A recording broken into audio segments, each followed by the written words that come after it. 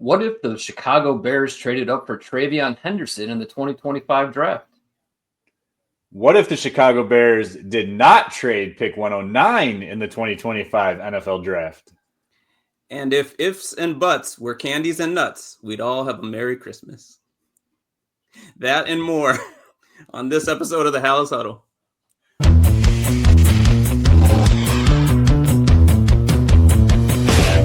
Huddle up!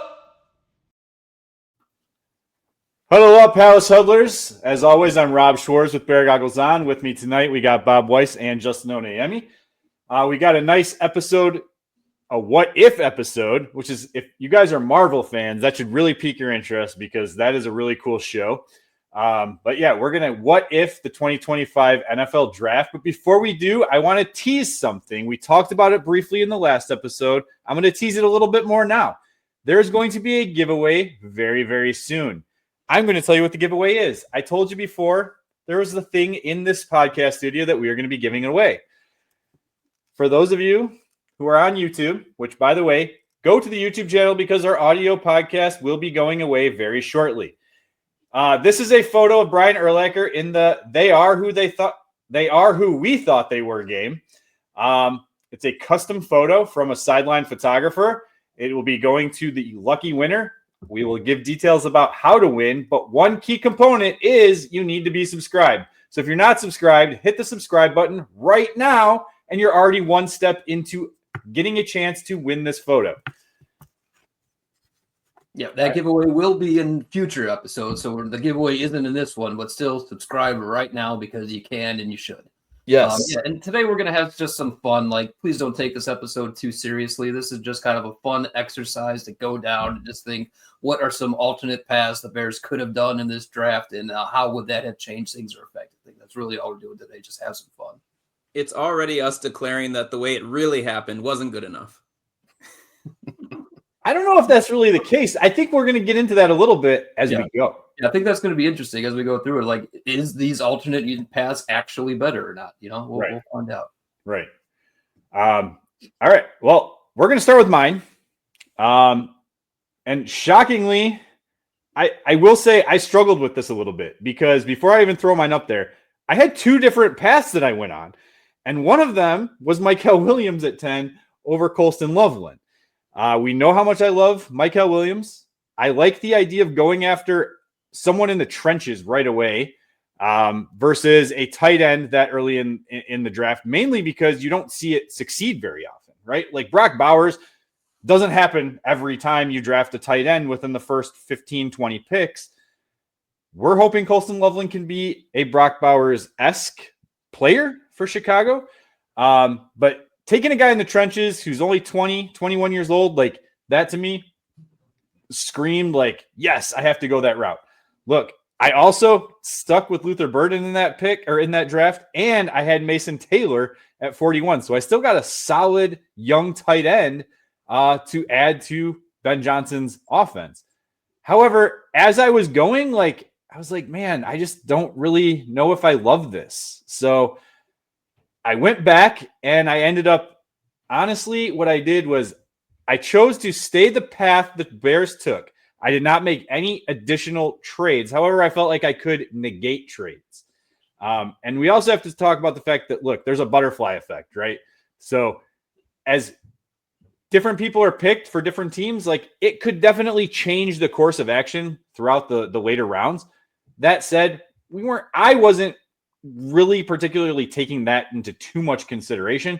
A fourth rounder is a fourth rounder, a fifth rounder is a fifth rounder. So yeah, we're just not taking all this too seriously, right? We're just let's be honest, Rob. The whole point was to make sure Hippolyte did not end up on the Bears. Well, that's correct. And here it is. All right. There's the real draft on the left. Rob's what if draft on the right. I stuck with the same two picks. We've talked about it over and over again. I know, Bob, it was your favorite. I think it's becoming my favorite pick is the Luther Burden pick at number 39, at pick 39, second round. What value? I mean, it just screams value right there, right? And we don't need to get into details. We've already talked about him. But here's where the changes happen. I did not go with Ozzie Trapilo at 56. Tate Rutledge was available. In fact, he went the very next pick to the Detroit Lions, okay? If you think that Brad Holmes and the Detroit Lions are doing great things up in Detroit, then I think it's okay to think, hey, Ratledge would be a very solid pick here. I liked going after the guy who's going to be on the interior. I know they keep talking about an extension for Joe Thuney is a priority, but it hasn't happened yet, which makes me a little concerned. 2, he's what, 32? No, he's even older than that, I think. Maybe 32. Either way, how many more years does he have left? I want a guy, and look, Jonah Jackson, like, he had a bad year. I know he was playing out of position with the Rams, but you're bringing in Ratledge, who to me is a solid guard prospect. I had him rated as a second-round pick, where Trapilo had him as a third. So again, Ratledge is where I went there. Then at 62, Dr. Truth is going to kill me because he literally was commenting last episode about how much he liked the Shamar Turner pick. And now Shamar Turner is gone, okay? Because I wanted a running back. I went with Caleb Johnson at 62. A little bit of a reach. I think he went in the third. I had him obviously ranked higher than that. But look, I'd rather Caleb Johnson on this team as a power running back. If he's good for the Pittsburgh Steelers, he's good for me. Jack Sawyer. Look, I kept that pick at 109. Jack Sawyer is my guy. Been talking about him for a while. Another player who went to the Pittsburgh Steelers. And if you're talking a team that likes to run the ball and a team that likes to get to the quarterback, they're willing to take those two guys. I think Chicago should be willing to take those two guys as well. I struggled with Newman at 6 or in the 6th round. I almost kept him there, but then I felt like because I already went guard. I felt like an interior alignment. I felt like I needed a tackle prospect where I felt like Nelson is a little bit more, Jack Nelson out of Wisconsin is a little bit more of a tackle prospect. So I went with him and I doubled up at running back. Look, Ben Johnson talked about possibly doubling up at running back in this draft. I did it. I just don't know if I really love it more than what they actually did. I don't know. I mean, the Ratledge pick, I mean, he's obviously a very good guard, right? But, is that, where we really need the backup player, right? The tackle's probably where more rotational, guy or more swing guy we could probably use there. But I don't know, Justin, what do you think? So, I mean, speaking specifically to what you said about Thuney, I mean, I definitely do think it's a priority to renegotiate or extend him. And I mean, even to have money to bring in their rookie class, it seems. But I feel like he's got a couple years to go with the Bears, hopefully. And so I don't think interior is as significantly a need as outside. So, I mean, I probably would still do Ozzie Trapilo in that pick. Now, Caleb Johnson, we talked about needing a running back. I'm actually pleasantly surprised by the fact that they got Monangai as late as they did. And to see that you still took him late, that's what kind of surprised me about this draft. Now, Jack Sawyer, when we were doing mocks early on in the process, we were thinking about him definitely at 72, maybe even at 41 in some iterations. And in reality, he did fall quite a bit. Now, that gap, though, in the real draft between 62 and 132, that's where we start scratching our heads. Like, you guys got to make picks. And a guy like Sawyer, who we think could have had value all the way to like 3rd round, getting him there seems really nice. And so it does make me kind of think, what if? So to me, I would probably keep Trapilo, but I like the Jack Sawyer addition quite a lot. Yeah, getting Jack Sawyer on the team, again, good enough for Pittsburgh. If they think he's going to be a solid defender, I think the Bears could probably think he would be too. But yeah, as far as the big question of is your what if draft class absolutely better than the real Bears one, which includes Ruben Hippolyte? I'm not so sure. I mean, it's a good exercise to go through it because maybe what the Bears did, even those middle rounds, is still a pretty well-rounded class. When you're talking about Trapilo and Turner there in that 2nd round, that those are some pretty good players. 4 deep with really, really good players. Real quick, I want to touch on the Ruben Hippolyte pick for 1 second. We had a comment that I had not gotten a chance to get to on the last video, and the comment was like the fact that he's fast. I don't remember exactly how the person worded it. I should have had that pulled up. But they're like, what is there not to like? Well, let me tell you what they're. I think it was, yeah. What was it? Fast, smart, and productive. There you go. So I'm going to tell you what I don't like about him as a pick. I went and watched video. Okay, I went and watched film because I hadn't watched film on this guy prior to him being selected by the Bears. So I went and watched Maryland tape. I watched him against USC. I watched him against Penn State. He is very small for a linebacker. Very small. 236 pounds is, I think, what his play weight was listed at. I think he got up to the 240 range. People are thinking maybe he could be a will linebacker. Some people think he should lose weight and play safety. Okay, I get all that. But here's the thing. If he gets taken on by a big blocker, he gets taken on by the big blocker and he does nothing. Happens way too often. 2, he's constantly out of position in the coverage game, which makes me nervous of him being, a will linebacker, because many times over the middle, he's just getting, sucked too far to one side as the whether it's the receiver or the tight end is slipping behind him, letting up passes over the middle. Like, there's just a lot of things that I don't like about him as a player. Yes, he's fast. Yes, he has some good natural instincts. His highlight plays look fantastic, but again, they're highlight plays. Too many times you see him, whether he's in his jersey in number 11 from his prior seasons or jersey number 4, he's constantly just not doing enough for me. And I just didn't see him as a 4th-round pick. Like Justin said a couple episodes ago, you flip him and you make him your 7th-round pick, assuming he'd be there, and you make Monangai your 4th-round pick. To me, it just looks better on paper. Maybe I would feel better about it, but sorry.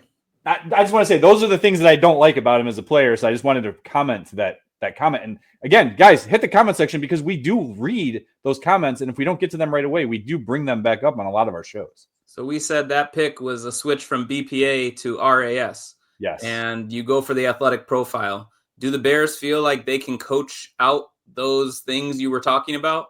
I mean, that's what it comes down to, basically. Yeah. Yeah, I hope so. And also hit that comment section now. What do you think of Rob's what if draft? Is that something that makes sense to redo it that way, or is the original better? Make sure you comment and let us know. So for my what if draft, my kind of point of view here was slightly different than Rob's. I didn't come up from perspective of, hey, let's correct the picks I didn't like that the Bears made. It was more so, let's almost double down on their kind of approach. What happens if they were able to trade up for Tre'Veyon Henderson? There was definitely some rumors that came out afterwards that they were trying to trade up to both 35 or 37. And obviously they didn't, they weren't able to or whatever, but let's just play the what if game. What if they did? So I think we got a slide here to kind of show what trades they could have pulled off here, to get what they ended up needing. It would have been 39, 72, and 240 to the Raiders for 37, 99, 108, and 180. So I spent some time to make sure that was reasonable on the draft chart, and the Bears actually gave up about 10 points more to the Raiders. It was like 730 points to 740 points. So it's, when you're trading up, you're usually the one who's going to come out on the short side. So that makes sense. What was really good about that, though, is it still gave me that 4-108 to trade with the Bills, which the Bills, Bears and Bills did in the real draft, and still left the 148 to trade with the Rams. So basically, I was able to get the entire same draft class that they ended up with, but with just a few different picks in the middle. So then what happened in that second round in my what-if scenario? Basically, everything kind of played out the same until it went to 37, where the Bears now are drafting Tre'Veyon Henderson. Instead, that was Miami trading up to get Savanea. But now, instead of New England getting Henderson to 38, they take the offensive lineman help. I mean, it's all about their draft strategy about helping Drake May. So you're not going to get him an elite weapon, build that lineup. And then Buffalo still ends up trading up to 39 with that trade that now owned by Las Vegas. They still get TJ Sanders, which is who they traded up with the Bears to get. So also the Buffalo doesn't have that 109. Las Vegas has it. So that's why later on they're going to trade 108. And here at 41, here is the big what if, right? If the Bears trade up to get Tre'Veyon Henderson and Luther Burden is still sitting there at 41, do the Bears triple down on weapons, or would they still have traded down So my fun what if is no, the Bears stay. They triple down on elite weapons for Caleb, and let's see what happens with the rest of the draft class. But you take an elite weapon who clearly is the best player on their board at 41 because that's what they did. That's what they showed you. So they're going to stay there. So let's go to the next one to kind of show what the rest of the draft class looks like. So those first 3 picks, Loveland, Henderson, Burden, elite weapons. Okay. And then now you don't have 56 and 62 to take Trapillo and Turner. Now your next pick is 99, where we took Charles Grant, a guy we've talked about before on this podcast, developmental left tackle out of William and Mary. And then we still have the exact same picks to take Hippolyte and Frazier. And then the other pick that we have new is 180, where we take J.J. Pegwis, defensive tackle out of Ole Miss, who was also mentioned on this show before. What's kind of interesting about those picks at 99 and 180, we got those picks from the Raiders, and those are the exact players the Raiders took at those picks, and they still kind of fit what the Bears want to do. And then even though we got Henderson, I still wanted to take Monangai because it's almost the perfect thunder and lightning situation, right? Monangai is being described as a Montgomery type of guy, and Tre'Veyon Henderson, just kind of your Jahmyr Gibbs kind of guy. So, it fits to still double down at running back there. So really the big difference between the real draft and this what if draft is it's Ozzie Trapillo at offensive tackle at 56 and Shamar Turner, defensive tackle or defensive line at 62 versus Henderson, Charles Grant at 99 and JJ Puegas at 180, right? So it's kind of really solid, clear starter potential in the trenches at tackle and defensive line versus elite weapon out of the backfield plus 2, 1 developmental and 1 kind of rotational guy. So, So what do you think there, Justin? Wow. I mean, I really love this scenario, and you're right. Rumors are and reports are that the Bears were trying to trade up and get either Judkins or Henderson. But, I can imagine on draft day, if this was happening, what the storyline would be, which is like Ben Johnson's here. They're going all in on the offense. Where's the trenches? Where's the trenches? But you got playmakers, man. Like those matter too. And you address the trenches with your trades in the offseason and your signings in the offseason. Now, Charles Grant, you said on a previous episode, if he was a Big Ten player, he probably goes up 30 spots.